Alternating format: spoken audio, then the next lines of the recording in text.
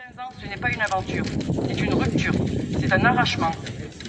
C'est quitter sa langue, son école, sa famille, ses repères, son identité et arriver dans un pays où on doit tout comprendre vite, tout apprendre vite et surtout survivre. Survivre, ça veut dire quoi? Ça veut dire chercher un toit, accepter des conditions qu'on n'aurait jamais acceptées si on avait eu le choix. Ça veut dire dépendre des autres parfois, rencontrer des gens qui nous aident, mais aussi des gens qui profitent. Ça veut dire sentir qu'on doit toujours donner quelque chose en échange. Sa force, son silence, sa dignité. Ouais. Moins vite. Et c'est là que je fais le lien avec cette assemblée. La guerre produit de la vulnérabilité et la vulnérabilité expose encore plus les femmes. Parce que dans la guerre, comme dans l'exil, les femmes portent une double charge. Elles protègent, elles soignent, elles s'occupent des enfants, elles font les démarches, elles tiennent la maison même quand il n'y a pas de maison. Elles essaient de garder une dignité quand tout autour s'effondre. On parle souvent des morts de la guerre et c'est essentiel. Mais on parle moins de ce que la guerre fait aux vivants. Les blessures invisibles, la solitude, la peur qui reste, la fatigue, l'impression d'être étrangère partout, même parfois dans sa propre famille. Et je veux dire aussi quelque chose de très important. Être contre la guerre, ce n'est pas seulement dire arrêter les armes, c'est aussi dire arrêter de fabriquer des vies jetables.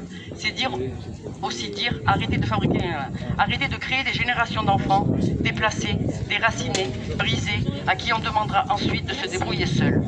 Moi, je suis ici comme une femme qui connaît la solitude, la précarité, l'arrachement. Je suis ici pour dire que la paix, ce n'est pas un mot abstrait. La paix, c'est une condition pour vivre, pour grandir, pour aimer, pour étudier, pour se soigner, pour élever ses enfants sans peur. Je suis ici pour dire que la solidarité, ce n'est pas seulement un slogan, c'est un choix politique et humain.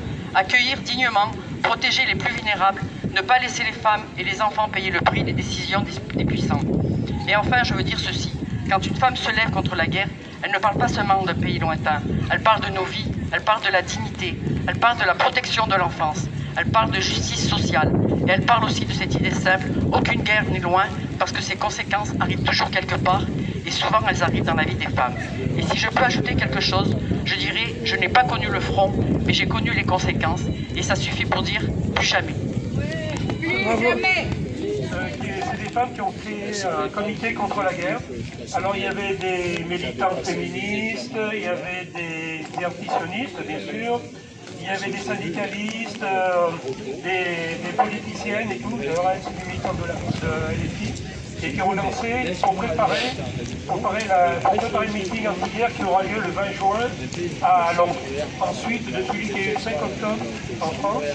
Et j'en profite pour vous dire que, mais j'aurai plus d'informations dans les semaines qui viennent, le 2 avril, il y aura un meeting à Paris avec comme participation 2 représentants anglais, un de ceux qui ont formé l'association NOWAR, et l'autre, j'ai pas son nom en tête, mais ça reviendra, je vous amènerai des infos. Et l'autre qui est un syndicaliste, un ancien secrétaire d'un syndicat des transports en Angleterre, qui représente, je crois, 200 000 adhérents, un truc comme ça. Voilà, donc ça sera pour le 2 avril, et je informerai quand ça sera le moment de mettre des informations. Un peu présent. Je voulais juste rajouter un truc important à ne pas oublier, de continuer. Vous savez que là on rentre dans une période qui va être très importante pour nous et j'appelle toutes les sections locales à se mobiliser en masse pendant le mois du Ramadan, faire de ce mois un mois de partage, d'échange, et de faire que la Palestine soit au centre de toutes nos actions et qu'on n'oublie pas de parler du prochain départ des flottilles. Ça c'est important, et de continuer à œuvrer pour que tout se passe bien pour eux lors des prochains départs. Et je veux qu'on insiste là-dessus. Je veux que ce mois de sacré qui arrive soit bien sûr un mois qu'on le mette vraiment à bon escient pour la Palestine. Un mois de partage, un mois d'échange. On va faire des iftars. On va les faire au nom de la Palestine, bien sûr, mais au nom de tous les pays et de tous les démunis. On va faire une collecte pour les étudiants qui sont démunis, pour les sans-abri aussi, et pour toutes les personnes qui n'ont rien. Voilà. Donc je tenais à le signaler, même si on ne le dit pas. Voilà, n'oubliez pas, on a besoin de volontaires, on a besoin de vous, on a besoin de dons, on a besoin de mains, on a besoin de tout aussi, de faire passer le message. je vous en dirai un peu plus quand on aura fini l'organisation pour dire où sera le point de collecte et où vous pourrez déposer vos denrées.